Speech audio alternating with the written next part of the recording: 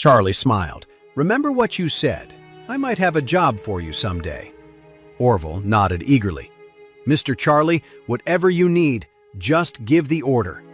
Meanwhile, Everett Sutton was still on the floor, crying and begging for mercy. "Please, I'm nothing. I'm just a fraud. I'll never do it again, I swear." Orville sneered. "You liar. My guys will be here any second. They'll take care of you." Charlie asked in a low voice, "What are you going to do with him?" Orville said coldly, "I told you I was going to handle him nicely, and I meant it." Charlie glanced at him without a shred of sympathy. This kind of con artist was no different from a quack doctor. A bad doctor can kill you, and messing with this kind of fake energy alignment can get you killed too. To be blunt, they're both dangerous lowlifes, and he deserves what's coming to him. Besides, he set up that whole dragon snare today just to scam Warnia out of her money. Warnia could have died soon because of him. Someone like her controls hundreds of billions in assets.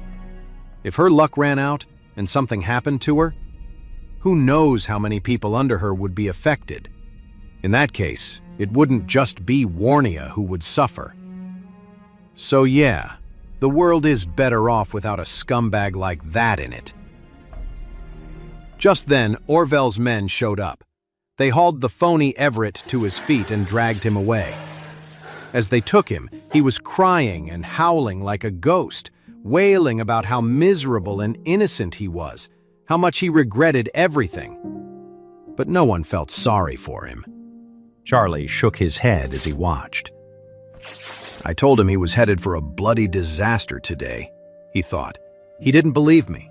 He really brought this on himself." After everything was taken care of, Orville thanked Charlie profusely and then drove him home. When he got back, Clare was still online looking for a job. Charlie didn't say much about it.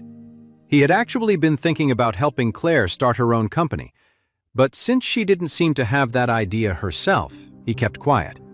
He also didn't want her to get worn out. Starting a business would be a ton of work in the beginning, and knowing Clare's personality, she would really struggle with the stress. Later that evening, Charlie got a call from his good buddy from college, Darren. Charlie hadn't seen Darren since he'd helped him teach that cheating ex and her new boyfriend a lesson at the hospital.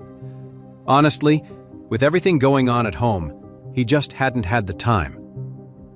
On the phone, Darren told Charlie he was pretty much all healed up and was getting discharged today.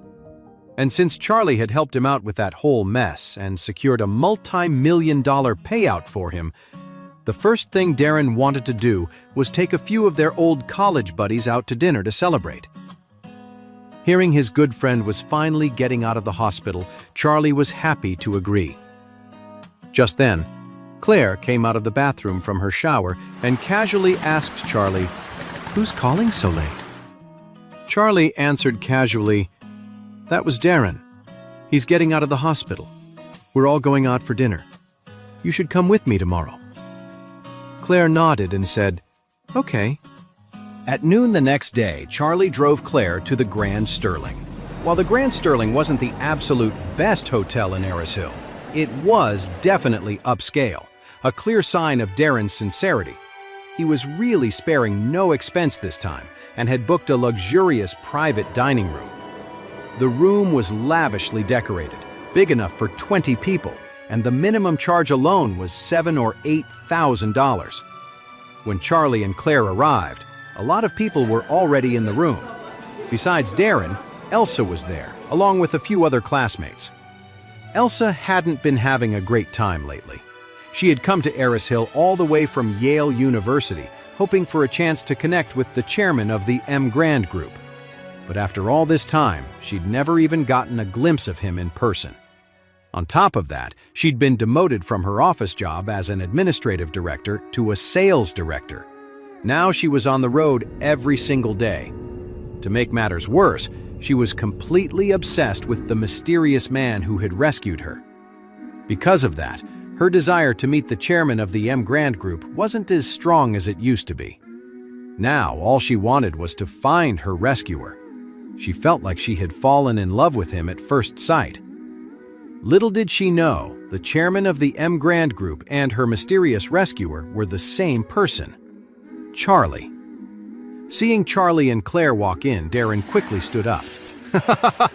Charlie, Claire, you're here!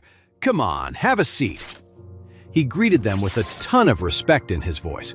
It was clear how much he admired and appreciated his good friend. Elsa looked a little worn out when she saw them. She felt like she was bursting with things to say but had no one to tell. Seeing Claire, she suddenly felt an urge to confide in her. She walked over, took Claire's wrist, and said softly, "Claire, let's sit together. I have something to tell you." Claire smiled. "What's wrong? You look a little down." Elsa sighed. "It's because of my mysterious rescuer. I've realized I'm completely in love with him. Now, when I close my eyes, he's all I can think about. I see him in my dreams, but I can't find him in real life. What am I supposed to do?" I can't help you with that." Claire spread her hands helplessly. Ever since Elsa was rescued by that mysterious man, she had been talking non-stop about finding him. But in a city this big, how was she supposed to find one mysterious person? Charlie, who had just sat down nearby, overheard Claire and Elsa. A cold sweat broke out on his forehead. Elsa was actually in love with him? This was ridiculous. He couldn't let her find out that the guy she was crushing on was him. Things would get really messy. After a few drinks and some food, Darren stood up to get the party going again. "Haha! Hey everyone! Thanks for coming today. I'd like to make a toast to all of you." After speaking, he downed his drink. A few of his closer friends applauded. "Way to go, Darren!" Charlie just smiled and took a small sip from his wine glass. "I hear Darren's a big shot now," a woman in a flirty dress and perfect makeup said with a charming smile. "Opened his own big restaurant, got $2 million in cash, and he knows all the right people. You've got to look out for us from now on." "Sasha, you're right," another man said, picking up his wine glass and downing it. "Darren is one of our best friends from college. If anything ever happened, he'd definitely help us out." Charlie glanced over at them, vaguely remembering the two from his college days. The woman was Sasha Klein, and the man was Jasper Dawson. Darren said awkwardly, well, it's a long story, not really worth getting into." After he spoke, he looked at Charlie and sighed. He had met a real jerk, gotten conned out of almost everything, and even been beaten up. It was only because of Charlie's help that he managed to get his restaurant back and received $2 million in compensation. You could say it was all thanks to Charlie, so Darren was too embarrassed to take credit for it. He quickly changed the subject. "Jasper, I hear you're doing well now. You're an executive at a company, right? Making something like $700,000 to $800,000 a year?" Jasper sighed. "Don't even mention it. That company is terrible. I'm about to quit and apply at Apex Group. I heard our old classmate, Cameron Holt, is a senior manager there. He's doing pretty well for himself. I never expected that guy to have it in him." "Oh, him," Darren said with an awkward smile. He and Cameron Holt didn't get along, which is why Cameron hadn't been invited to the party. However, Jasper and Cameron were very close. If Jasper went to Apex Group, he'd surely land a good position with Cameron's support. Elsa added thoughtfully, "I've heard Apex Group is a pretty big and successful company here in Oris Hill. I can't believe Cameron is doing so well now." Claire froze when she heard the name Apex Group.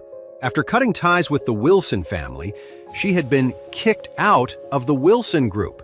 She'd been sending out resumes everywhere for the past few days to find a new job, and one of them was to the Apex Group. Thinking of this, Claire smiled. What a coincidence! I'm actually applying for a job at Apex Group. If I get it, maybe we'll be co-workers. Sasha looked at her surprised. "Wait, you were doing fine at the Wilson Group. Why are you sending your resume to Apex Group?" Claire said helplessly, I've cut ties with the Wilson family, so I have to find a new job. Otherwise, I can't support my family." When Sasha heard this, she shot Charlie a look full of contempt. "Charlie, look how hard Claire has it. As a man, how can you let your wife struggle like this? You're so useless."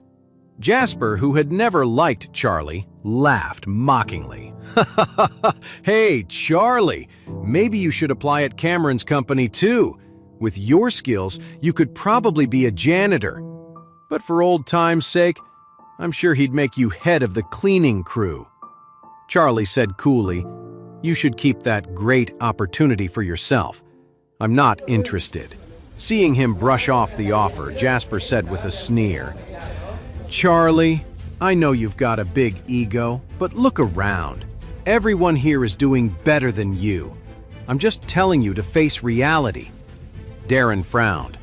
"All right, lay off. Today's supposed to be a class reunion. Stop coming at Charlie like that."